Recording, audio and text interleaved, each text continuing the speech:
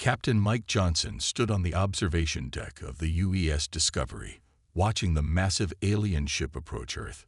It was beautiful in a strange way, with silver metal that seemed to shift and flow like liquid mercury. "Sir, they're requesting permission to land," said Lieutenant Sarah Kim at the communications console. "Grant them clearance," Johnson replied. "Tell them to follow standard approach protocols." 2 days later, Ambassador Kralfex walked up the steps of the White House. His tall, slender frame and 4 arms made him look like something from a science fiction movie. President Lisa Martinez waited at the top of the steps, her face calm but her hands slightly trembling. "Welcome to Earth, Ambassador," she said, extending her hand. Kralfex looked at her hand, then at his own. After a moment of confusion, he reached out with one of his 4 arms and shook it. His skin felt rough, like sandpaper. "Thank you, President Martinez," he said in perfect English. "I come bearing good news for your people." Inside the Oval Office, Chief Diplomat John Parker sat quietly as Kralfex explained the Galactic Council. The ambassador pulled out a small device that projected a 3-dimensional map of the galaxy. "There are 347 species in the Council," Kralfex said. "We have been at peace for over 10,000 years. Now we invite Earth to join us." Martinez leaned forward. "Why now?" "Humans have been sending radio signals into space for almost a century. We waited for you to achieve faster-than-light travel," Kralfex explained. "That is the requirement for Council membership. Your recent test flight to Alpha Centauri proved you are ready." Parker exchanged glances with Martinez. The mission to Alpha Centauri had been top secret. How did the aliens know about it? Over the next week, Kralfex met with world leaders, scientists, and military chiefs. He offered technology, trade routes, and protection. Every meeting was recorded, every word analyzed. "Something doesn't feel right," General Ryan Adams told Martinez during a private meeting. "They're offering us too much, too easily." "I agree," said Admiral Susan Blake. "My intelligence team has been monitoring their broadcasts. They're not saying the same things to us that they say to each other." Meanwhile, Captain Lisa Chen was assigned to escort the alien delegation. She watched them carefully, noting their questions about Earth's military capabilities, natural resources, and population density. "Ambassador," Chen asked during lunch, "what happens if a species doesn't want to join the Council?" Kralfex paused, his 4th arm holding a glass of water halfway to his mouth. "That has never happened. The benefits of membership are obvious to all intelligent species." But Chen saw something in his expression that made her uneasy. Back in Washington, scientists analyzed every piece of alien technology they could get their hands on. Dr. Rachel Bennett discovered something troubling in the communication protocols. "The technology they're sharing is outdated," she explained to Martinez. "It's like showing us how to build a steam engine when they have nuclear reactors." Martinez gathered her advisors. "We need time to understand their real intentions." Ambassador Kate Collins, newly appointed to handle the negotiations, agreed. "I'll stall them. Ask for more time to prepare our people for galactic integration." As the 7th day approached, Earth's leadership faced a decision. The Council had scheduled a formal peace summit at Nexus Prime, a neutral space station. Thousands of species would attend to welcome humanity. "Should we go?" Martinez asked her team. "We have to," Parker said, "but we go prepared." Admiral Blake suggested, "Send a fleet with them." "For protection." "No," Martinez decided. "We send a small delegation. If they truly want peace, they won't object." That night, Mike Johnson looked at Earth from his ship. His orders were clear. Follow the delegation to Nexus Prime, but maintain a safe distance. If anything went wrong, he was to return immediately and warn Earth. The next morning, Kralfex boarded his ship with the human delegation. Kate Collins led the team, accompanied by Lisa Chen and a group of advisors. As their ship lifted off, Johnson watched through his telescope. "What do you think, Captain?" Sarah Kim asked. I think we're about to find out if we're making friends or walking into a trap, Johnson replied. In space, the alien ship accelerated to faster than light speed. Johnson counted to 10, then followed at a safe distance. Earth watched and waited. Captain Mike Johnson's ship drifted in dark space, watching the alien vessel. His crew had been scanning every signal, every pattern of energy coming from Kralthex's ship for 3 days now. "Captain, I found something," said Dr. Stephen Marsh, the ship's science officer. "They're sending encrypted messages back to their homeworld." "Can you break the code?" Johnson asked. "Already done, sir. You're not going to like this." Johnson read the decoded messages on his screen. His face grew dark with anger. The messages spoke of containing the humans, restricting their expansion, and controlling their resources. "Get me a direct line to Earth," Johnson ordered. "We need to warn them." Back on Earth, President Martinez received Johnson's report in her secure bunker. General Adams and Admiral Blake sat with her, their faces grim. "They're playing us," Adams said, slamming his fist on the table. "This whole peace talk is a setup. What about our delegates?" Martinez asked. "Kate Collins and her team are already with them." "We've prepared for this," Blake reminded them. "Collins knows the mission. She has hidden cameras recording everything." Meanwhile, on board Kralthex's ship, Kate Collins pretended to admire the alien technology while secretly recording conversations. Lisa Chen stayed close, her security training making her notice details others missed. "Ambassador," Chen overheard Kralthex speaking to another alien in what he thought was private. "The Council fears their rapid advancement. They could threaten our authority within decades." The other alien, a smaller creature with multiple eyes, responded, "The containment protocols are ready. Once they sign the treaty, we can limit their FTL technology to Class 2 drives only." Chen kept her face neutral, but her mind raced. Class 2 drives would trap humans in their local star system, never letting them explore the galaxy. That evening, Collins gathered her team in their quarters. She activated a white noise generator to prevent eavesdropping. "I've done my research," she said quietly. "Every species that joined the Council had their technology restricted. They can only develop what the Council approves." "What about military defense?" asked Dr. Alex Roberts, Earth's lead negotiator. "Limited to defensive systems only. No offensive capabilities allowed." Lisa Chen added, "I saw their military database. They have detailed plans for every known weapon type. They're studying our nuclear capabilities." Collins made a decision. "We need proof, hard evidence that we can present to the galaxy." Over the next day, Chen and Collins worked together. Chen used her security clearance to access more areas of the ship, while Collins asked seemingly innocent questions that revealed crucial information. They discovered the Council's integration procedures, a thick document outlining exactly how they would control new member species. It included monitoring systems that would watch every human communication, restrictions on population growth, and mandatory technology sharing that only went one way. "This isn't membership," Chen whispered. "This is conquest dressed as peace." The ship arrived at Nexus Prime 2 days later. The space station was enormous, larger than any city on Earth. Ships from hundreds of different species docked at various ports. Kralthex seemed excited. "Look at this unity, Ambassador Collins. This is what you join." But Collins noticed something else. The alien security guards all carried weapons far more advanced than what they offered Earth. The docking protocols gave visitors very limited access to the station. That night, Collins contacted Earth through a secret quantum communicator hidden in her supplies. "Confirm receipt of intelligence package," she reported. "The peace treaty is a trap. They plan to restrict our technology, monitor our communications, and control our growth. Recommend immediate action." President Martinez gathered her cabinet. "We need to decide now. Do we play along, or do we confront them?" Admiral Blake suggested a bold plan. "Let them think we'll sign. In the meantime, We prepare our defense fleet and make diplomatic contact with other species outside the Council.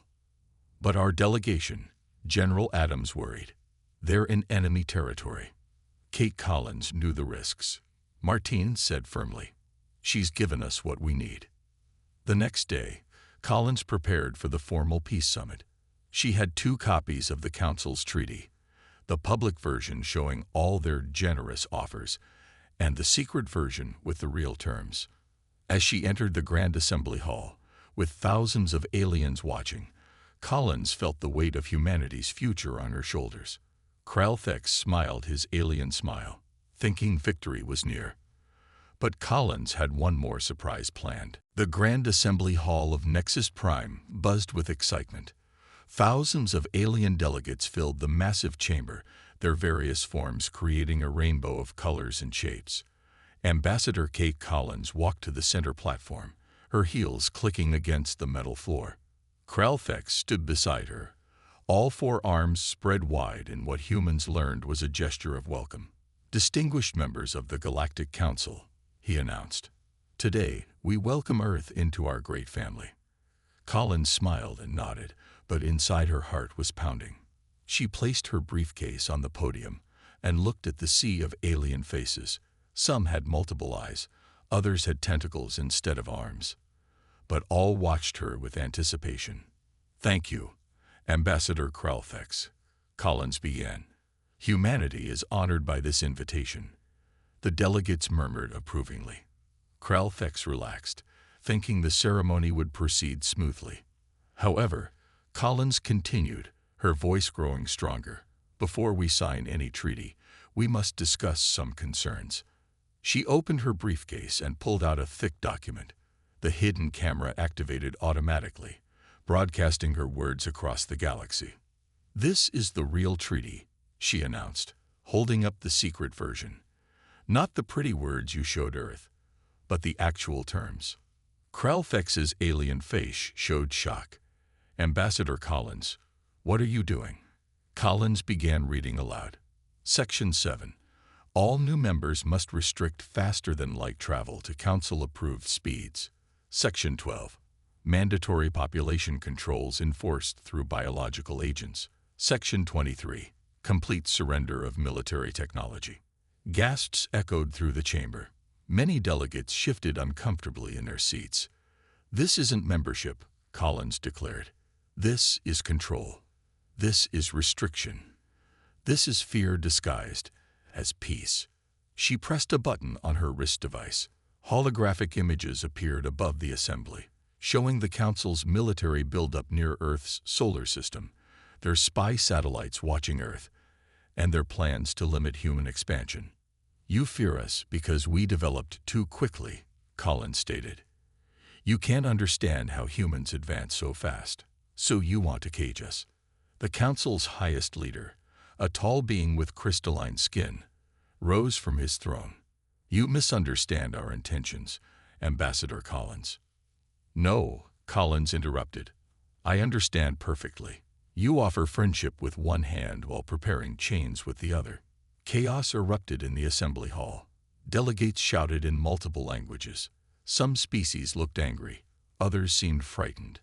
A few nodded in understanding, as if they had suspected this all along. Security forces began moving toward the human delegation. Lissa Chen had been waiting for this moment. She activated a hidden defense grid in their shuttle. Blue energy shields surrounded Collins and her team. "Ambassador Collins," Chen said into her earpiece, "it's time to leave." Collins grabbed her evidence and stepped back from the podium. "Earth rejects your terms. We choose freedom over security, expansion over restriction, and truth over deception." The human delegation moved as one unit toward the exit. Kralthex tried to reach them, but plasma fire from angry delegates forced him back. Collins noticed that the shooting came from some member species, not just the Council's guards. "Fascinating," Dr. Alex Roberts commented as they hurried through corridors. "They're fighting among themselves. Some of them have been prisoners too," Collins realized. "Our rejection just showed others what was possible." They reached their shuttle just as explosions rocked the station. The Council's security was trying to lock down Nexus Prime, but several member species had chosen this moment to rebel. Captain Mike Johnson's voice crackled through their communicator. "Shuttle Gamma, this is Discovery. We're ready to escort you home." As their shuttle powered up, Collins looked back at the chaos. Warning sirens blared everywhere. Ships were leaving their docks, some fleeing, others preparing to fight. "What have we started?" Chen wondered. Collins set her jaw firmly. "We've shown the galaxy that the mighty Council isn't so mighty after all. We've given others hope." Their shuttle accelerated toward the waiting UES Discovery. Behind them, Nexus Prime descended into conflict. The galactic order that had stood for 10,000 years was cracking, and Earth had struck the first blow. As they jumped to faster than light speed, Collins knew this was just the beginning. Earth had declared its independence, but now they would have to fight for it. The way home was clear, but the path ahead was uncertain. Earth would face the consequences of their choice, but they would face them as free people, not as subjects of an ancient empire built on fear and control. The United Earth Assembly was packed. Every nation's representatives crowded into the massive hall as General Ryan Adams stepped up to the podium. Screens around the world broadcast his address. "Citizens of Earth," Adams began, his voice steady and strong. "Today marks a turning point in human history. We have rejected the Galactic Council's terms, and now we forge our own path among the stars." Outside, people gathered in streets and parks, watching the speech on giant screens. In Berlin, Tokyo, Cairo, and New York, millions held their breath. "The Council offered us membership," Adams continued, "but they demanded our freedom in return. They wanted to control our technology, limit our growth, and monitor our lives. We said no." Cheers erupted in the assembly hall. Effective immediately, Earth declares its independence from any galactic authority that would restrict our development. We will choose our own destiny. Adams paused for effect. "To enforce this declaration, I am proud to announce the formation of the Earth Defense Fleet." Behind him, massive screens showed images of Earth's secret shipyards. Battleships gleamed in orbital docks, their sleek hulls painted in Earth's colors. Admiral Susan Blake walked onto the stage. "Our scientists have developed advanced shields, weapons, and faster-than-light drives," she announced. "Earth is no longer defenseless." The crowd gasped as footage showed new warships launching from Luna Base. The flagship, UES Liberty, commanded by Captain Steve Miller, led a formation of 20 battle cruisers. President Lisa Martinez joined them on stage. "We seek peace with all who offer true friendship. But to those who would threaten our freedom, know this: humanity will defend itself." Within hours, the Council's response arrived. Their transmission appeared on every screen on Earth, showing 3 alien commanders floating in a semicircle. "You have committed a grave offense," the lead commander announced. "The Galactic Council cannot allow such rebellion. You have 48 hours to surrender, or face complete isolation from galactic society." "Isolation?" Martinez responded calmly in her own broadcast. "You mean we won't be watched, restricted, and controlled? We accept these terms." Private citizens began downloading survival guides and emergency protocols. In underground bunkers, military units activated defense systems. Space stations armed their weapons and raised their shields. On the moon, at Luna Base, Captain Steve Miller prepared his crew. "They'll come to test us first," he told his officers. "They want to see if we're bluffing about our capabilities." The Earth Defense Fleet moved into position. 20 ships formed a protective sphere around Earth and its moon. Each vessel bristled with weapons humanity had developed in secret. "Sir," reported Lieutenant Amy Turner from the Liberty's tactical station, "we're detecting incoming ships. Council design, heading our way." Miller nodded. Estimated arrival time: 36 hours at their current speed. Miller activated the ship-wide communicator. "Attention all crew. This is your captain. In less than 2 days, we'll show the galaxy what humans can do when pushed to fight. We're not just defending Earth. We're changing the rules of space. Back on Earth, cities prepared for whatever might come. People stocked up on supplies, but there was little panic. The broadcast from Nexus Prime had spread across human networks. Everyone had seen their representatives stand up to galactic powers. In the Oval Office, Martinez met with her advisors. "They'll try to blockade us first," General Adams predicted. "Test our resolve." "Let them come," Blake responded. "Our fleet is ready." That night, billions of people looked up at the stars with different eyes. They were no longer looking at an endless frontier that others controlled. They were looking at space as equals, ready to claim their place among the stars. Children in schools learn new chants. Freedom in space. No masters but ourselves. The 48-hour deadline approached. Earth's orbital defenses hummed with energy. Space stations rotated their weapons platforms, tracking incoming signals. On the bridge of the UES Liberty, Miller watched space quietly. When they arrive, he told his crew, "Remember our training. Remember why we fight. We're not just soldiers today. We're the guardians of human independence." The countdown began. Earth waited. The galaxy watched. The age of human submission was over. The era of human determination had begun. Captain Steve Miller stood on the bridge of the UES Liberty, watching the empty space beyond Earth. His crew worked quietly at their stations, checking weapons and shields. "Contact in 5 minutes," reported Amy Turner from Tactical. Miller nodded. On the view screen, space suddenly filled with stars as 6 massive Council warships dropped out of faster-than-light speed. Each ship was twice the size of the Liberty, their hulls covered in ornate designs that spoke of ancient power. "This is Commander Zarthus of the Council Enforcement Fleet," announced a deep voice. "You have violated galactic law by rejecting Council authority. You will power down your weapons and allow us to board." Miller activated the ship's radio. "This is Captain Steve Miller of the United Earth Ship Liberty. We decline your request. Earth is a free world." A moment of silence followed. "Then you choose destruction," Zarthus replied. The largest Council ship fired a beam of bright blue energy. Miller's crew had trained for this moment. The Liberty's shields flared to life, absorbing the blast that would have destroyed any unprepared vessel. "Return fire," Miller ordered calmly. The Liberty's main guns unleashed a barrage of plasma torpedoes. The Council ships, expecting an easy victory, weren't ready for such powerful weapons.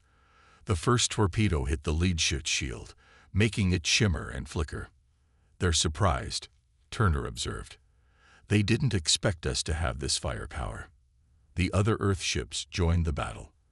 The UES Challenger, commanded by Captain Chris Morgan, struck from the left. The UES Titan, led by Captain Rachel Torres, attacked from the right. "Execute pattern Delta 3, Miller commanded. The Earth ships moved like dancers, each anticipating the other's moves. They had trained together for months, learning to fight as one unit. The Council ships, used to fighting alone or in simple formations, struggled to respond. One Council ship tried to flank the Liberty, but Captain Morgan was waiting. The Challenger's new pulse cannons, developed in Earth's secret labs, punched through the aliens' shields. "Their shields are down 40%, reported the science officer. Miller saw his opening. "Target their weapon systems. We want to disable, not destroy." The Liberty's precise fire knocked out the Council ship's guns. Without its weapons, the massive vessel became a helpless target. "Sir, incoming message from Earth Command," said the communications officer. Miller listened to the urgent report. The battle was being broadcast across the galaxy. Hundreds of species watched as humanity's small fleet fought the mighty Council. One by one, the Council ships lost their weapons.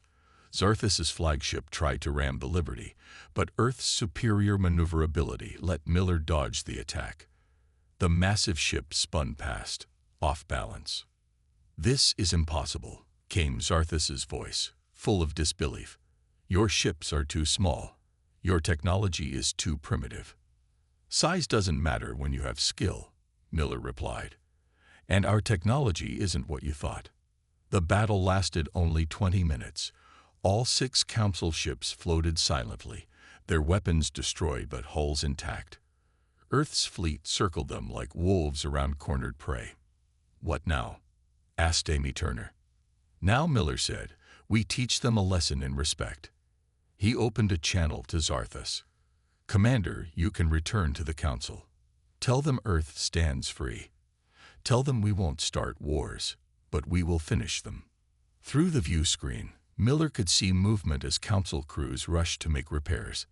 Their pride was wounded worse than their ships. "You haven't won anything," Zarthus growled. "This was just one battle. The Council has thousands of ships." "Then send 1,000 next time," Miller said. "We'll be waiting." The Council ships slowly turned and accelerated away from Earth. As they jumped to faster-than-light speed, their retreat was visible to every species with advanced telescopes. On the Liberty's bridge, Miller's crew cheered quietly. They had proven something important. Earth could defend itself against galactic powers. "Course for Earth, standard speed," Miller ordered. As the Liberty turned toward home, messages poured in from across the galaxy. Some species offered support, others warned of revenge. Many simply acknowledged reality. Humans had changed the rules of space. The victory celebration would wait. Miller knew this was just the beginning. But with this battle, humanity had won something more valuable than safety. They had won respect. President Andrew Davis faced the camera as millions watched his evening address. He had been elected 3 months ago, chosen by humanity to lead them through their new independence. "Fellow humans," he began, "we won the battle, but space is big enough for everyone. Today, I announce Earth's alternative to the Galactic Council's way." Behind him, a digital display showed a new symbol, a blue planet surrounded by stars in a circle. "We propose the Galactic Free Alliance. Unlike the Council, we offer true partnership, no restrictions on technology, no spying on members, just mutual support between free worlds." In her laboratory, Dr. Rachel Bennett switched off the announcement to focus on her work. Her team had made another breakthrough in faster-than-light technology. Dr. Bennett called her assistant. "The new drive passed all tests. We can now travel 3 times faster than the Council's fastest ships." Bennett smiled. Their secret was quantum entanglement, something the Council's physics never explored. Earth would share this technology with any species willing to join the alliance. Across Earth, Ambassador Daniel Foster was arranging secret meetings. The first came from the Meridians, a species that had been questioning the Council for decades. "Your rejection inspired us," the Meridian ambassador said through the translator. "We want freedom too, but fear Council revenge." Foster offered comfort. "Join the alliance. We protect our members. The Council's power is weakening." More species followed. The Ketheri, small but brilliant traders, saw economic opportunity. The Vornak, peaceful beings tired of Council military drills, sought actual security. Even the fierce Krogtar, who respected strength, admired humanity's bold stand. 6 weeks after Earth's victory, the first non-human ships arrived at the new Alliance headquarters on Mars. The station, built rapidly with humanity's new construction robots, glowed against the red planet's sky. "Welcome to Station Freedom," greeted Commander Susan Blake, now in charge of Alliance operations. Inside, species that had once feared each other worked together. Humans traded medical knowledge for Meridian computers. The Ketheri shared navigational charts for Earth's quantum drive tech. Everyone contributed something. But signs of trouble appeared. Council ships had been spotted near Alliance member worlds. Reports came of economic pressure and threatened trade routes. President Davis received an urgent call from Captain Steve Miller aboard the Liberty. "Sir, Council scouts are mapping our defensive positions. They're planning something big." "Let them plan," Davis replied. "We have plans too." In the Alliance war room, military commanders from 5 species prepared strategies. Humans showed impressive flexibility, adapting to different combat styles. The Meridians offered advanced sensors. The Krogtar brought brutal but effective tactics. "We can't just react to their moves," said General Ryan Adams. "We need to show the Council's member species that there's a better way." So Alliance ships began visiting Council members quietly, not to fight, but to talk. They shared stories of freedom and prosperity. Many Council species listened with growing interest. The Zorathi were the first to switch sides. Their leader, Vrex, made a public announcement. "We leave the Council to join the Alliance. We choose cooperation over control." Within days, 3 more species followed. The Council responded with panic. Economic sanctions failed because Alliance members traded among themselves. Military threats seemed empty after Earth's victory. Their perfect system was crumbling. "They're meeting tomorrow," Foster reported to Davis. "The Council will demand we stop accepting new members." Davis gathered his advisors. "They don't understand. We're not building an empire. We're sharing a dream." The next morning, every screen across the galaxy showed Davis's response to the Council. "We invite all beings who value freedom to join the Alliance. We ask for nothing but friendship in return. The galaxy is vast enough for all, but too small for tyranny." In shadowed corners of the Council system, species began to dream of joining the Alliance. Earth had offered not just an alternative, but hope itself. The balance of power was shifting, and humanity's unique solution was spreading like light through darkness. Captain Amy Turner looked over her crew on the bridge of the UES Explorer. Half were humans, half were from various Alliance species. This was the first joint mission to deep space beyond both Alliance and Council territories. "Star charts ready," reported Sortek, the Meridian navigator. "Dark zone ahead looks clear." "Engines at maximum efficiency," said Kath, the Vornak engineer, speaking English with a soft accent. Turner smiled. 6 months ago, this crew working together would have been impossible. Now they explored the frontier as one team. "Jump when ready," she ordered. The ship disappeared into faster-than-light speed. Back on Earth, the Council's representative sat across from President Davis. Over 50 species had now joined the Alliance. The once mighty Council controlled less than half its former territory. "You're destroying the galactic order," the representative complained. "We maintained peace for 10,000 years. "You maintained control," Davis corrected. "There's a difference." The Council had sent this final delegation to negotiate. They offered Earth special privileges if humans would rejoin the old system. Technologies, resources, even Council membership for their leadership. "We're not interested in privileges," Commander Chris Morgan said firmly. "We're interested in equal rights for all."